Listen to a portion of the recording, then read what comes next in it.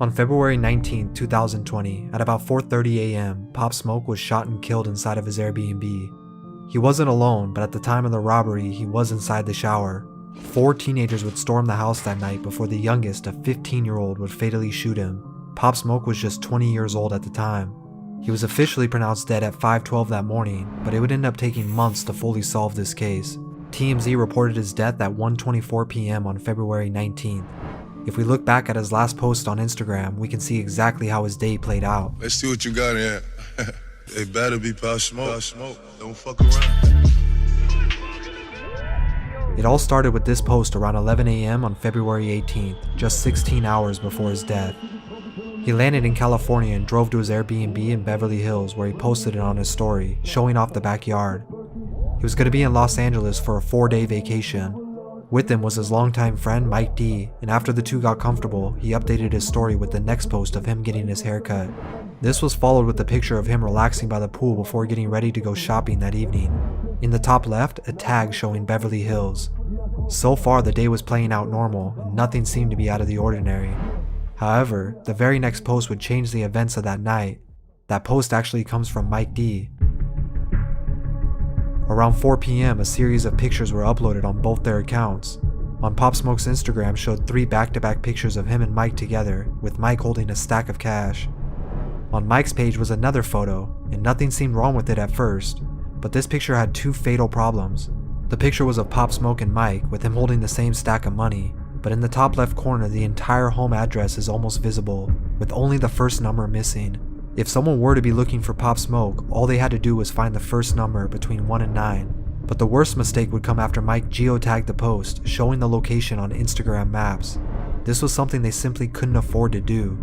An average person can get away with this, but for a high-profile rapper holding wads of cash, this was unacceptable. Despite these posts, the afternoon would carry on seemingly normal, but a few keen eyes had already begun connecting the dots. At 5 p.m., another update to Pop Smoke's story would be added. This one showed him driving once again with the same stack of cash and a diamond-studded Rolex on his wrist. Now there was a location and a motive, and for them, that was enough. For a few hours, Pop Smoke didn't update any posts, but we know he was out shopping. Shortly after taking the photos in the driveway, Mike and Pop got into the white Range Rover and drove from the Airbnb down Santa Monica Boulevard before stopping at the Amiri store. Pop Smoke was getting ready for his Meet the Woo tour starting in March and was taking his last week on vacation. His Meet the Woo 2 tape had just dropped weeks prior and he was still celebrating its success, so it was only normal for him to go shopping and reward himself. After all, he was in Beverly Hills, a place known for its luxurious shopping. Just 7 hours before his death at 10 p.m., he returned back to the Airbnb and updated his story again, this time with a view of the city at night from the backyard. But his stay was short. He still wanted to record new music that night. At 11 p.m., Pop Smoke would upload a seemingly harmless video, showing some of the shopping he had done earlier that day. Unfortunately, this post would be the third and final mistake. The 3 Amiri bags shown in the video would leak sensitive information. The tags on them revealed the Airbnb's full address, and now he was completely vulnerable. A talent manager at his label spotted the error and asked him to take the post down. But what Pop Smoke didn't know was that 2 teenagers had already been keeping an eye on his stories. The 2 men who were taking notice were from the well-known Hoover gang in LA.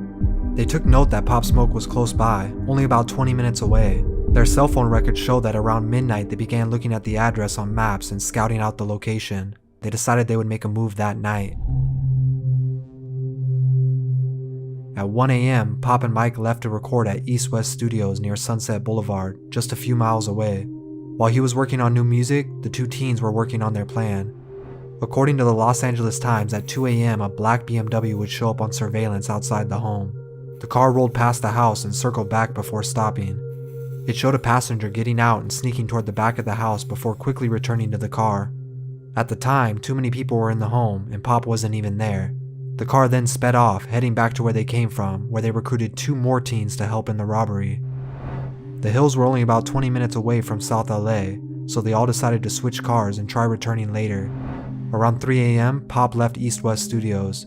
He got in the Range Rover with Mike and a woman he met that night named Amelia Rose. They would then drive back, unknowing of the events about to take place. Pop and Amelia went upstairs to the master bedroom and Mike to a room down the hall. Around the same time, the four teens had already swapped cars to an Infiniti sedan and began looking up the address on Zillow. Through pictures, they now had a better understanding of the home's layout and the location of the master bedroom Pop would most likely be staying in. Pop, who was now in bed with Amelia, got ready to end his night with a shower. His last activity on social media were these Twitter replies to a few fans. About 20 minutes passed and the Infiniti would pull up, lights off. They snuck through the backyard and climbed up the balcony to the second floor. Amelia was the first one to notice the movement outside, but before she could react, the house was stormed by three men with masks and guns out. They put a gun to her head and advised her to stay quiet, taking her phone and purse while the other two went into the bathroom to confront Pop Smoke. They told Pop to take off his watch and hand it over, to which he did, but then Pop lunged at the gunman and attempted to fight back when he was shot in the chest by a 15-year-old. Amelia screamed as Pop hit the floor and the two men kicked him repeatedly. In a final attempt to escape, Pop got up and ran toward the stairs where he was shot 2 more times in the back. The three men then stormed out of the house. Mike was woken up by gunshots ringing through the halls, to which he found Pop at the bottom of the stairs and immediately called 911. Hello? Hello? I'm gonna tell him to wait for LAPD. Alright. Medical arrived 20 minutes later and took him to Cedars-Sinai, where he passed away just 1 hour later. At the same time of his passing, his killers were already searching up the local news to see if they had reported it yet. They even looked up the price of Pop's stolen Rolex, the only item they made it out the house with. In total, they got just $2,000 for it, split between 4 people. Despite having cell phone and internet records, authorities didn't have hard evidence to make arrests for almost 3 months. It wasn't until the 15-year-old was arrested for an unrelated crime. But because police already had their eyes on him as a person of interest, they rigged his jail cell with recording devices. Eventually, he told his cellmate he'd taken part in robbing Pop Smoke and that he pulled the trigger killing the rapper. The driver of the vehicle was arrested as well and eventually told his cellmate the same details of that night, confirming the story, initially having no intentions of shooting him, but when Pop put up a fight, they panicked and shot him. Corey Walker was the 19-year-old who stayed in the car that night, and Keandre Rogers was the 18-year-old who led the charge into the house. They were both charged with murder with special circumstances and will remain in prison indefinitely. The 17 and 15-year-old were charged as juveniles for murder and robbery, and they remain unnamed to this day due to being minors. Pop Smoke was tragically taken too soon before he had the chance to grow to become the face of the drill movement. The tragedy of Pop Smoke's death lies in the fact that we can see his last day with us through his posts, but these are the same posts that would get him killed. Fans would express their hurt for the death of Bashar, and to this day, over 2 years since his passing, his music is still loved and being discovered by people every day. Rest in peace to the Wu.